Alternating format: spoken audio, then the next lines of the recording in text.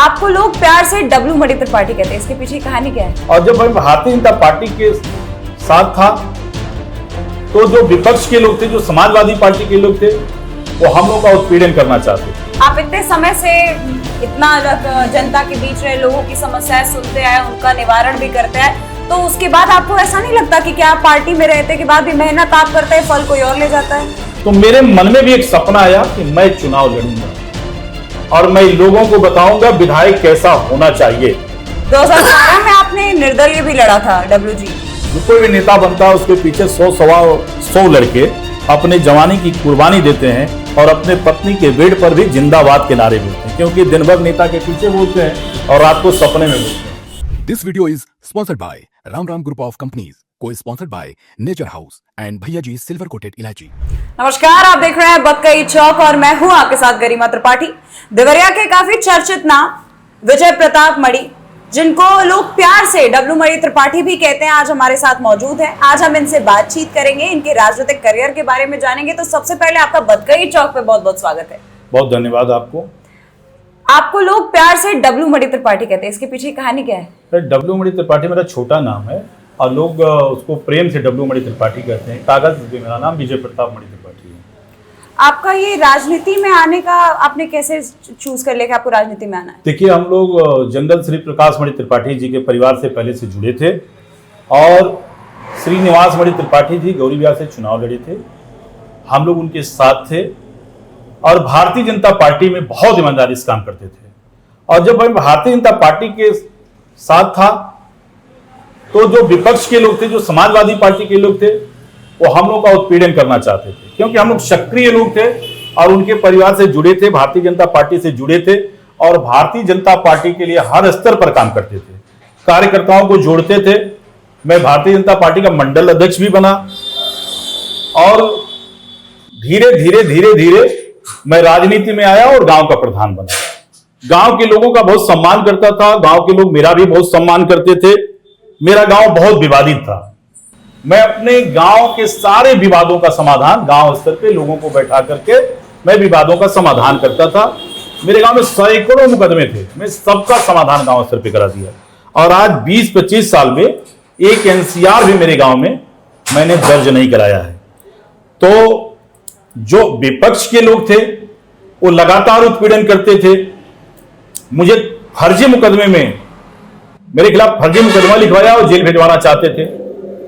General Shri Prakash Mani Tripathi ji ने मुझे बचाया, मेरी मदद की और यहाँ के क्षेत्रीय जनता ने मेरे लिए आंदोलन किया।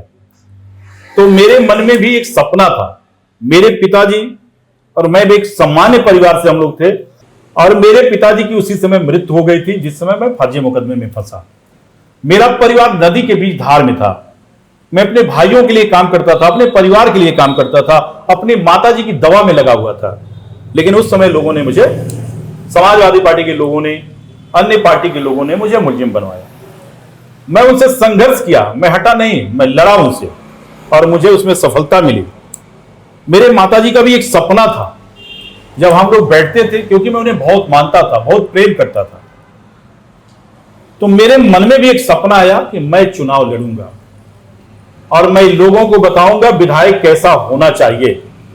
इसलिए मैं 2007 के बाद विधानसभा के चुनाव में गांव-गांव घूमने लगा, सबका आशीर्वाद लेने लगा। 2012 से 2017 तक मैं पार्टी में ईमानदारी से काम किया। पार्टी ने मुझे टिकट नहीं दिया, लेकिन मैं लोगों का आशीर्वाद लेना नहीं छोड़ा। 2017 से 2022 तक हमने काम किया। 2020 में उपचुनाव हुआ, पार्टी ने मुझे टिकट नहीं दिया, लेकिन मैं लोगों का आशीर्वाद देना नहीं छोड़ा। 2020 से 2022 तक हमने काम किया। पार्टी ने टिकट नहीं दिया, लेकिन मैं लोगों का आशीर्वाद देना नहीं छोड़ा। 2022 से मैं 2027 के लिए लगा हूं और मैं लोगों से कहना चाहता हूं कि 2027 के बाद भी मैं लोगों का आशीर्वाद देने आऊंगा, क्योंकि मेरा मकसद केवल विधायक बनना नहीं है, मेरा मकसद है लोगों के दिल में जगह बनाना। 2012 और मैं अपने परिवार के लोगों को जोड़ के रखता हूं।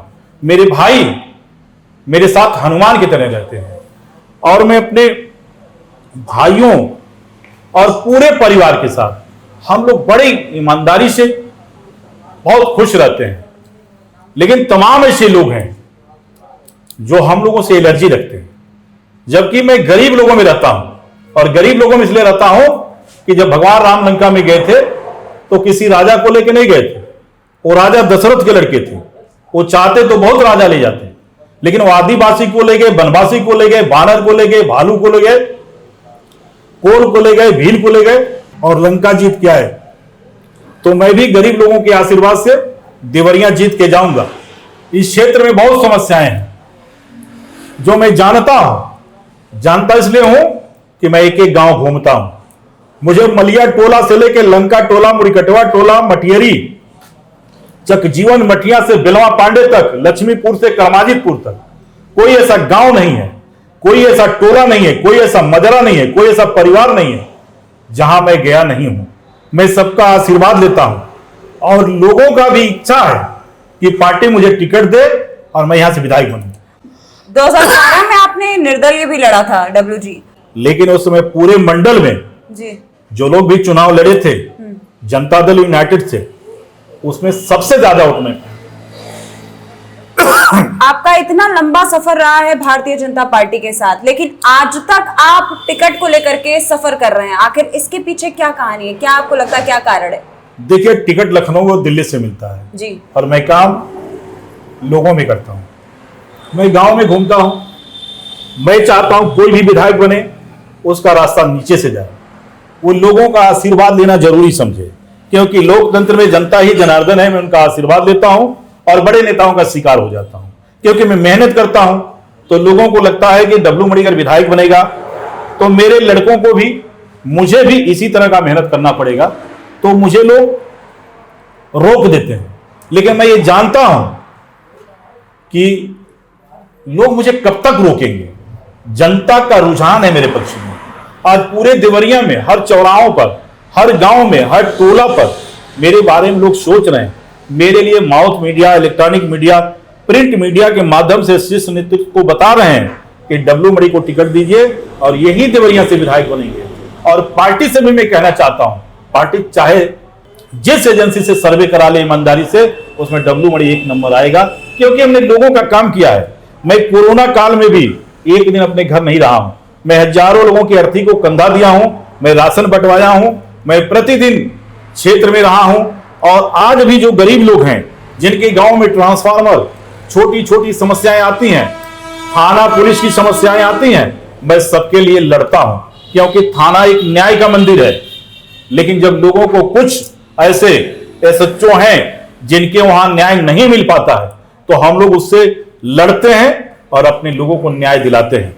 और रही बात बिजली की, तो बिजली की समस्या का समाधान मैं आज से नहीं करता हूं, मैं 2004-05 से करता हूं।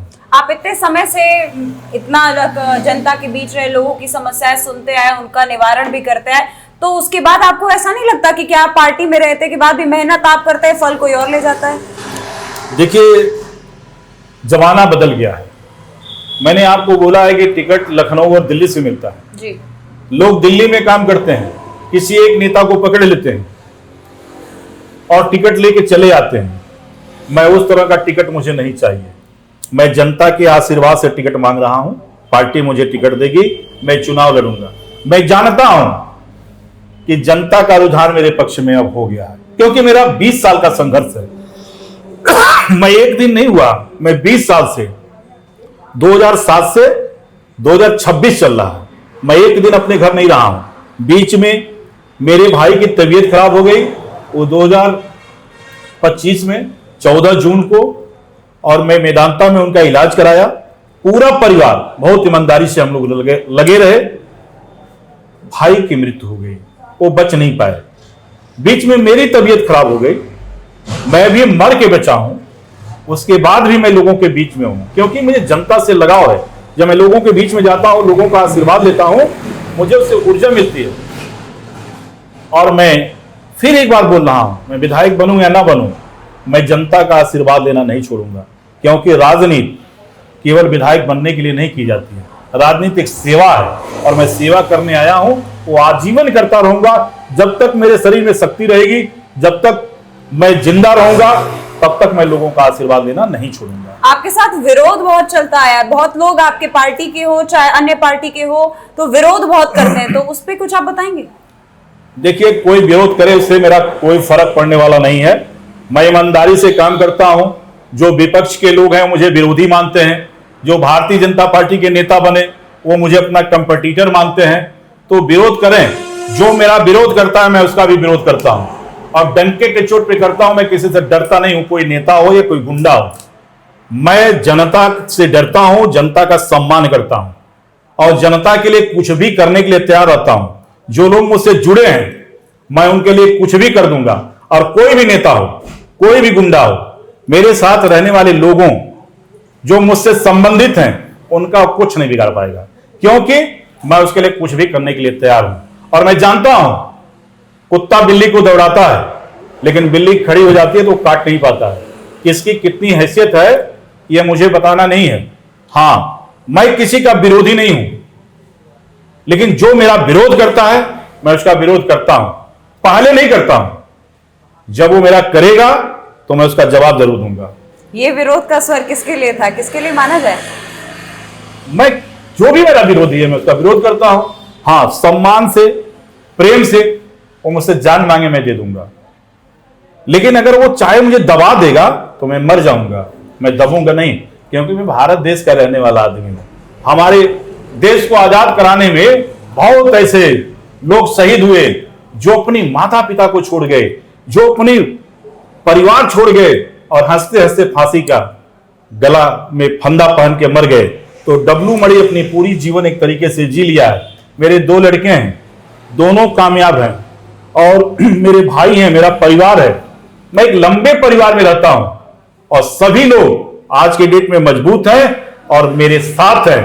तो जिसके पास इतने भाई हों, लड़के हों, भतीजे हों, मेरे भतीजे भी सब मजबूत हैं। और मैं ये कहना चाहता हूं, मैं किसी से डरता नहीं हूं, किसी के सामने झुकता नहीं हूं। मैं झुकता उसी के सामने हूं जो मेरा सम्मान करता है। तो मैं ये कहना चाहता हूं कि मैं जो क्षेत्र में घूम रहा हूं, लोगों का आशीर्वाद ले रहा हूं। कुछ लोगों को इससे एलर्जी होती है, जबकि एलर्जी नहीं होनी चाहिए। लोकतंत्र में हर व्यक्ति को चुनाव लड़ने का अधिकार है। आप उसे दबाना चाहते हैं, आप उसे रोकना चाहते हैं, आप पार्टी के शीर्ष नेतृत्व को बता दीजिए कि हमारे वहां कोई वैकेंसी नहीं है, हम ही केवल हैं। हम भी तो पार्टी का काम करते हैं। हम भी गांव में जाते हैं तो माननीय योगी जी के नीतियों को बताते हैं। भारतीय जनता पार्टी की सरकार है उत्तर प्रदेश में, और उत्तर प्रदेश पूरे देश में योगी जी की लोकप्रियता एक अलग अपनी पहचान बनाई हुई है। आप महाराष्ट्र में जाइए, आप दिल्ली में जाइए, गुजरात में जाइए, बिहार में जाइए, हर जगह योगी आदित्यनाथ के नाम के जिंदाबाद हो रहे हैं। हमें तो गर्व है कि मैं देवरिया का हूं, हमें गर्व है मैं गोरखपुर में भी रहता हूं। तो हमारे ऐसे मुख्यमंत्री हैं, आज हमारे देश के ऐसे प्रधानमंत्री हैं। एक जमाना था कि गरीब लोग, कमजोर लोग दवाई के अभाव में मर जाते थे, लेकिन आज आयुष्मान कार्ड के माध्यम से हर व्यक्ति को 5 लाख रुपए की दवाई फ्री में मिल रही है। किसान सम्मान निधि के माध्यम से आज जो सम्मान भारतीय जनता पार्टी दे रही है, हमारी सरकार दे रही है, उसका कोई जवाब नहीं है। भारतीय जनता पार्टी हर क्षेत्र में काम कर रही है और जाति देख के काम नहीं कर रही है। वो हर जाति के लोगों का सम्मान कर रही है। कुछ लोग नफरत फैलाने आए हैं, कुछ लोग जाति को जाति से लड़ाना चाहते हैं, कुछ लोग हिंदू से मुसलमान को लड़ाना चाहते हैं। क्या आज अंत्योदय कार्ड, पात्र गृहस्थी कार्ड के माध्यम से मुसलमान लाभ नहीं पा रहा है? क्या आवास का लाभ मुसलमान को नहीं मिल रहा है? क्या किस जाति को नहीं मिल रहा है? अमीर से लेके गरीब तक ये भारतीय जनता पार्टी की सरकार कोई भेदभाव नहीं कर रही है। हमारे प्रधानमंत्री जी सबका सम्मान कर रहे हैं। भारतीय जनता पार्टी में सबका साथ, सबका विकास और सबका सम्मान हो रहा है। इसलिए मैं हर जाति के लोगों के साथ रहता हूं, हर जाति के लोगों का सम्मान करता हूं और देवरिया विधानसभा को मैं विकास की तरफ ले जाना चाहता हूं। डब्लू मणि जी, हम आपका सांसद जो देवरिया के सांसद है शशांक मणि त्रिपाठी, उनके परिवार से भी बहुत ही घनिष्ठ संबंध है। देखिए, उनके बाबा जब थे जी, उनसे हमारे बाबा जुड़े हुए थे। हमारे पिताजी उनके पिताजी से जुड़े थे, मैं भी उनके पिताजी से जुड़ा। और जब से मैं उनके परिवार में हूं, जुड़ा हूं, तब से मैं उनके साथ हूं और आजीवन उनके साथ रहूंगा। मैंने तो बोला है, मंचों से मैं बोला हूं कि मैं शशांक मणि त्रिपाठी जी का कल भी था, आज भी हूं और आगे भी रहूंगा। संबंध रोज नहीं बनते हैं और सबका मैं दरबारी नहीं हूं। मैं उनके साथ रहता हूं, ईमानदारी से रहता हूं और आजीवन उनके साथ रहूंगा। इससे किसी को बुरा लगे तो लगे, उससे कोई फर्क नहीं पड़ना है। मैं उनके लिए कुछ भी कर दूंगा, मैं किसी से लड़ जाऊंगा, कहीं उनके लिए खड़ा हो जाऊंगा और उनके लिए भी मैं अपने विधानसभा में काम करता हूं। मैं किसी दूसरे विधानसभा में नहीं जाता हूं, मैं देवरिया विधानसभा में ही रहता हूं और देवरिया विधानसभा के लोगों का बहुत सम्मान करता हूं। सम्मान तो मैं सबका करता हूं, किसी क्षेत्र का कोई व्यक्ति आए मैं उसकी मदद करता हूं। मैं 45,000 माताओं बहनों को निःशुल्क धार्मिक दर्शन करा चुका हूं। मैं अपने क्षेत्र में तमाम ऐसे गरीब लोग हैं जिनकी मृत्यु हो जाती है, उनकी बॉडी सही जगह नहीं पहुंच पाती है, उसके लिए भी मैंने एक गाड़ी चला रखा है कि कोई गरीब व्यक्ति हो वो मुझसे गाड़ी लेगा, मैं उसको निःशुल्क गाड़ी देता हूं। तो मैं जनता की सेवा कोई आज से नहीं कर रहा हूं। आज भी कोई गरीब आदमी की मृत्यु हो जाए मैं उसके घर जाता हूं, उसकी आर्थिक मदद करता हूं। मैं किसी को बताता नहीं हूं। किसी की लड़की की शादी हो और गरीब है, मुझे संपर्क करता है, मैं उसकी आर्थिक मदद करता हूं। और मैं ऐसे ऐसे लोगों के बीच में जाता हूं जहां कोई नेता पहुंच नहीं पाता है। इसलिए जाता हूं कि भारतीय जनता पार्टी का नारा है सबका साथ, सबका विकास और सबका सम्मान। मैं नफरत फैलाने नहीं आया हूं, मैं देवरिया का विकास करने आया हूं। और आज जहां मैं हूं, जनता के आशीर्वाद से, मैं जब बीमार हो गया था मैं ऐसी जगह पहुंच गया था कि डॉक्टरों का भी मानना था कि मैं ठीक नहीं हो पाऊंगा, लेकिन उन 45,000 माताओं बहनों को जिसको मैंने दर्शन करवाया है, जिन लोगों ने मेरे लिए भी आशीर्वाद मांगा है, आज उन्हीं लोगों के आशीर्वाद से और देवी देवता और अपने माता पिता के आशीर्वाद से मैं जिंदा हूं, नहीं तो मैं मर गया होता। और आज जो मेरा एक परिवार है, आप कहीं भी जाइए, लेकिन जो मेरा परिवार है वो लोगों से अलग है। हम 5 भाई थे, एक भाई की मृत्यु हो गई। जिस समय उनकी मृत्यु हुई उस थोड़े समय तक मैं गांव में नहीं घूम पाया, क्योंकि वो समय बहुत खराब था। भगवान न करे कभी किसी व्यक्ति का ऐसा समय आए और मेरे बीच मैंने सब कुछ किया उनको बचाने के लिए। मेदांता, गुड़गांव, दिल्ली हॉस्पिटल उनकी इलाज कराया, बहुत कोशिश की हम लोग, लेकिन उनकी मृत्यु हो गई। इस बात का मुझे दुख है। उनके मृत्यु के ठीक 1 महीने बाद मेरी तबीयत खराब हुई और मैं अपनी मेहनत और उन माताओं को जिनको मैं निःशुल्क दर्शन कराया हूं, उनके आशीर्वाद से मैं ठीक हो गया और जनता के बीच में घूम रहा हूं। और मैं आपसे कहना चाहता हूं कि इस बार पार्टी मेरे नाम पर निश्चित ही विचार करेगी। देवरिया को आप बहुत ही नजदीक से कई सालों से देखते आ रहे हैं, तो आपको क्या लगता है कि भारतीय जनता पार्टी की तरफ से सरकार है यहाँ पर, तो कितना काम हुआ, विकास का कार्य आपको कितना लगता है कि हुआ? देखिए, योगी जी के नेतृत्व में उत्तर प्रदेश का लगातार विकास हो रहा है, उससे देवरिया का भी विकास हुआ है। हमारे योगी जी उत्तर प्रदेश ही नहीं बल्कि देश के सबसे लोकप्रिय मुख्यमंत्री हैं। आज मध्य प्रदेश में, बिहार में, गुजरात में, कलकत्ता में या महाराष्ट्र में, कहीं भी जाइए, योगी जी की लोकप्रियता लगातार बढ़ रही है, जिससे हमें अपने आप पर गर्व होता है कि ऐसा भी कोई मुख्यमंत्री है। अब रही बात देवरिया की, तो देवरिया में बहुत ऐसे गांव हैं, जैसे मैं तो सभी गांव को घुमा हूं, अगर आपको गनाऊं तो दिन भर गनाते रह जाऊंगा। जो छोटे छोटे टोले हैं, बहुत ऐसे गांव हैं, मलिया टोला, लंका टोला, मुड़ीकटवा टोला, संत टोली है, मटियरी है, हड़ियावा टोला, धुरियापात, दुबे टोला, पोखरा टोला, लालवन टोला, ऐसे तमाम टोला हैं, बनुआ टोला, जहां लोग पहुंच नहीं पाए हैं। काम तो हुआ, ऐसा नहीं काम नहीं हुआ है, तो उस टोलों पे भी काम करने की ज़रूरत है। आज बिजली ओवरलोडिंग से लोग परेशान हैं और मेरा मानना है कि उस पे भी लोगों को काम करना चाहिए। आप गर्मी का समय आएगा, ट्रांसफार्मर बार बार जल जाता है, लोग परेशान हो जाते हैं। मैं माताओं को देखता हूँ सड़कों पर बच्चों को लेकर घूमती हैं, मेरे आँख से आंसू आ जाता है। छतों पर देखता हूँ, रात को जब बिजली कट जाती है, ट्रांसफार्मर जल जाता है, तो माताएं अपने बच्चों को लेकर छतों पर घूमती हैं, क्योंकि अब समय बदल गया है। जो लोग पंखा के नीचे रह सकें, बिना पंखा के वो सो नहीं सकते।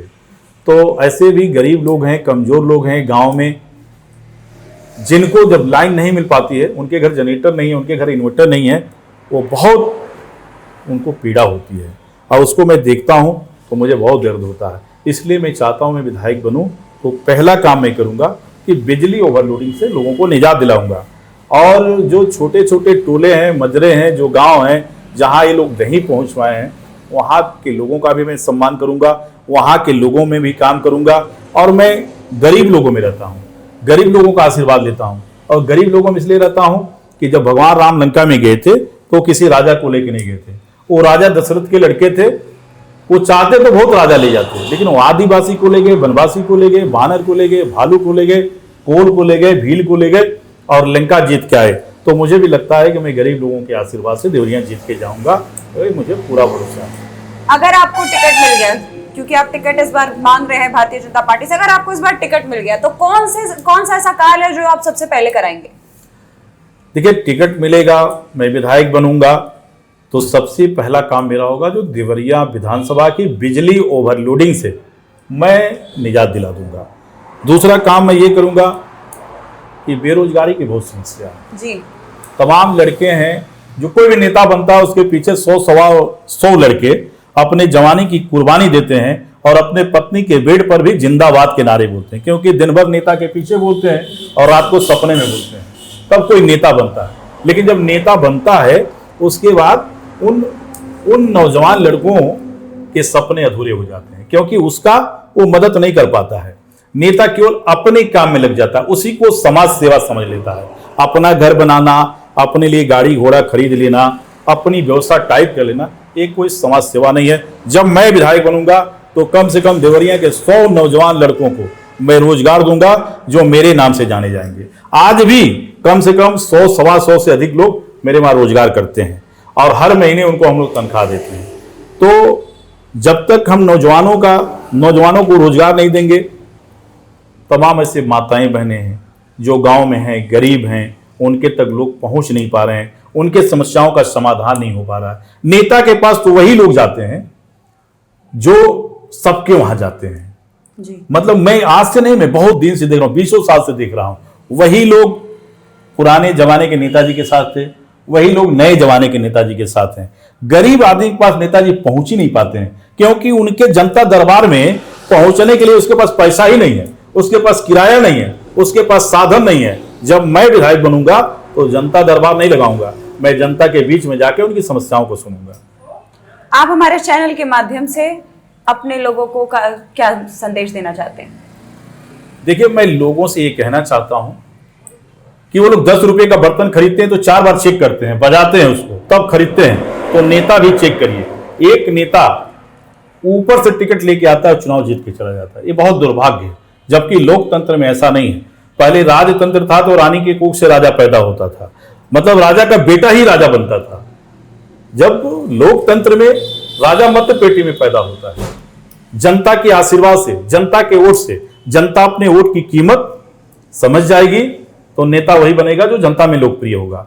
तो मैं ये कहना चाहता हूं कि आप जिसको नेता बनाना चाहते हैं, माउथ मीडिया के माध्यम से, इलेक्ट्रॉनिक मीडिया के माध्यम से, प्रिंट मीडिया के माध्यम से अपनी बात ऊपर तक पहुंचाइए। मैं फला व्यक्ति को विधायक बनाना चाहता हूं, वो हमारे बीच में है, तो पार्टी हमें टिकट देगी और मैं विधायक बनूंगा और देवरिया की मैं सूरत बदल दूंगा।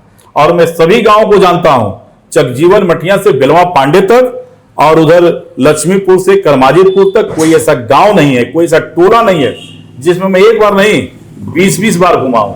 कोई ऐसा परिवार नहीं है, कोई ऐसा घर नहीं है जहां मैं गया नहीं हूं। और मैं देवरिया के लोगों से ये कहना चाहता हूं, जिस दिन वो मुझे विधायक बनाएंगे, उन्हें लगेगा कि डब्लू मणि को 10 साल पहले बनाना चाहिए। मैं उन सभी लोगों को लगेगा कि मेरा भाई विधायक हो गया, मेरा बेटा विधायक हो गया, मेरा मित्र विधायक हो गया। मैं ऐसा काम करूंगा। बहुत बहुत धन्यवाद डब्लू जी। तो ये आप सुन रहे थे डब्लू मणि त्रिपाठी जी को, जो कि देवरिया के विधानसभा से इस बार भारतीय जनता पार्टी की तरफ से टिकट के दावेदार हैं। इनको टिकट चाहिए और इनका साफ कहना है कि अगर ये इस बार विधानसभा या देवरिया से विधायक बन जाते हैं तो ये सबसे पहले जनता दरबार नहीं, जनता के बीच में जाकर के उनकी समस्याओं को सुनेंगे और उसके बाद उनका निवारण करेंगे। बहुत बहुत धन्यवाद।